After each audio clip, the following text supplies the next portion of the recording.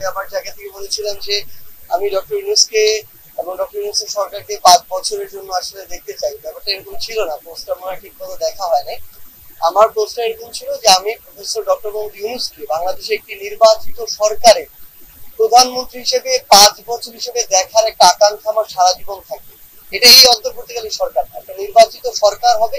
আমি জানি না বাংলাদেশের কোন নির্বাচিত সরকারের ততটা উদারতা থাকবে কিনা যে প্রফেসর ডক্টর মোহাম্মদ ইউনূসের মতো যোগ্যতা সম্পন্ন একজন মানুষকে নিজের কিছুটা ছেড়ে দিয়ে প্রধানমন্ত্রী জায়গায় বসানো। কারণ এই মুহূর্তে আমার মনে হয়েছে ন্যাশনালি গ্লোবালি যোগ্যতা, দক্ষতা, কমিউনিকেশন, লিয়াজু সব দিক থেকে উনার মতো দক্ষ এবং যোগ্য মানুষ এই মুহূর্তে আমার চোখে বাংলাদেশে আর পড়ছে না।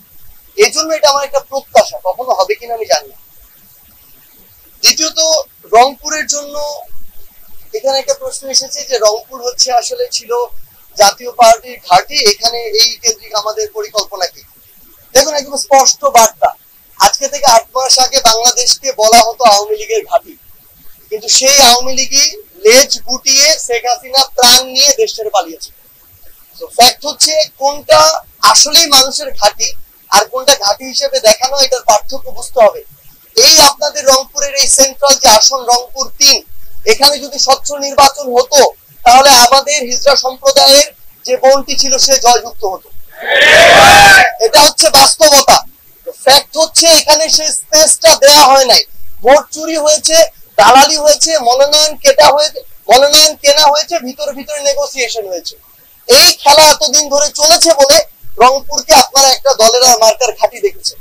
আমরা আমাদের জায়গা থেকে স্পষ্ট করে বলি, রংপুরের মানুষের উপরে আমাদের ওই আস্থাটা আছে যেটার প্রতিফলন আমরা এই জুলাই অভ্যুত্থানে দেখেছি। আমরা বিশ্বাস করি রংপুরের এই মানুষ, তারা তাদের ওই যে ভয়ের যে গণ্ডি সেটিকে, সেই বাঁধন তারা ছিঁড়েছে। তারা আগামী যে নির্বাচনটি হবে সেই নির্বাচনে আসলেই দেখাবে যে তারা রংপুরের তাদের জন্য সবচেয়ে যোগ্য, গ্রহণযোগ্য মানুষটিকে তাদের প্রতিনিধিত্ব করতে সংসদে পাঠাবে। সেটা কোনো মার্কা বা দল দেখে নয়, যোগ্য মানুষ দেখে। রংপুরের জন্য বার্তার কথা আপনারা বলেছেন। আমরা যদি স্বাভাবিকভাবে উন্নয়নের অগ্রগতি, বাজেটের যে কোনো গ্রাফ দেখি, বাংলাদেশের 8টা বিভাগের মধ্যে সর্বনিম্ন তলানিতে যে 2টি বিভাগ থাকে তার মধ্যে একটি হচ্ছে রংপুর। তো আমরা আমাদের জায়গা থেকে এই কথা পূর্বেও বলেছি যে রংপুর এতদিন ধরে আসলে তাদের জায়গায় দিয়ে গিয়েছে, কিন্তু রাজনীতি কিংবা বাজেট কিংবা এই বরাদ্দগুলো হয়েছে লবিং ভিত্তিতে।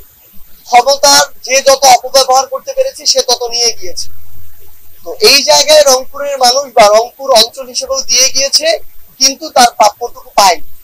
সেই জায়গা থেকে আমরা প্রত্যাশা করি যে আমরা এবার ওই কোনো কিছু ভাগ বাটোয়ারার টেবিলে বসে নিয়ে আসা, এটা চাই না আমরা এই বাংলাদেশে।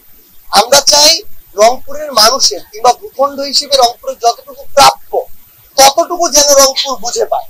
এটা একটা অন্তর্বর্তীকালীন সরকার হোক, একটা নির্বাচিত সরকার হোক, আর সেই সরকারের প্রধান যেই অঞ্চলের হোক না কেন। ইভেন এটা শুধু রংপুরের জন্যই না, আমরা যদি বাংলাদেশকে এগিয়ে নিতে চাই তাহলে প্রত্যেকটা বিভাগের ক্ষেত্রে এই সমতাটা নিশ্চিত করতে হবে। এটাই আগামী বাংলাদেশের যে তরুণ প্রজন্ম কিংবা বাংলাদেশের সবচেয়ে গুরুত্বপূর্ণ ডিমান্ড।